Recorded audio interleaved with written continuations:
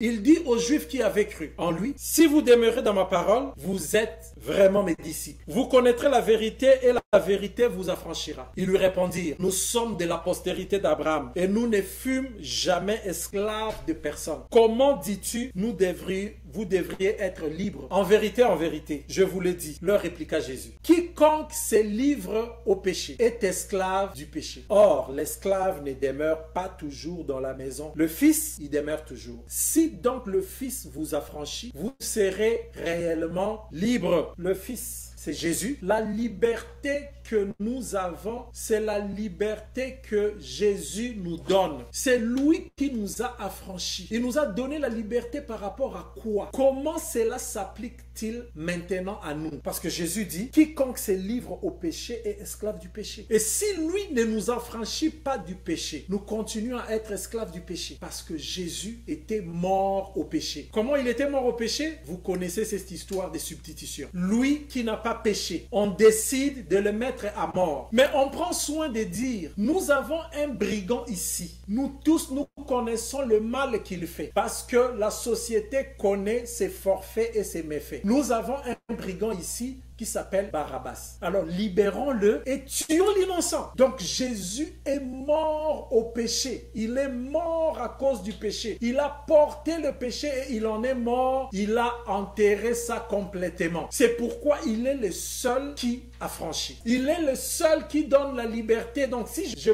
pars, je crie et je dis ce que je dis, c'est parce que comme disciples de Christ, qu'on appelle ceux qui vivent comme Christ, ça veut dire chrétiens, nous sommes affranchis du péché. Que personne ne te remette encore dans ces histoires, ne te réclame, soit disant, ah mais tu sais, tu as déjà fait ça. Il y en a même qui disent, pour te convaincre, ils disent, toi tu n'as jamais fait ça. Regarde-le, dis-le aussi, oui, j'ai fait ça quand j'étais encore esclave du péché. Mais maintenant je suis mort au péché.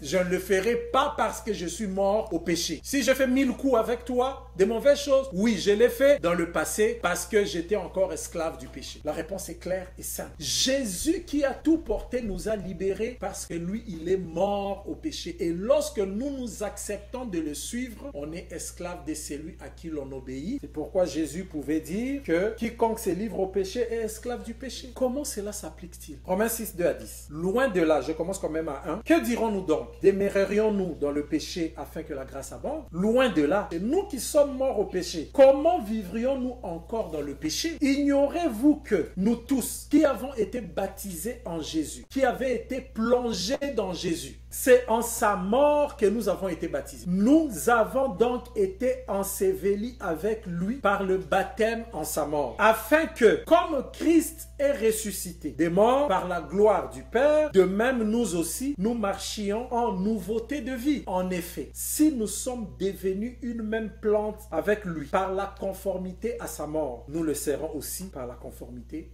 à sa résurrection, sachant que notre vieil homme a été crucifié avec lui, afin que le corps du péché, ce corps, soit réduit à l'impuissance, pour que nous ne soyons plus esclaves. Oh! Jésus l'a dit, vous êtes esclaves du péché parce que vous continuez à pécher, ça veut dire à obéir au péché. Mais ici on explique, nous ne soyons plus esclaves du péché. Car celui qui est mort est libre du péché. Je ne peux plus dire, c'est plus fort que moi.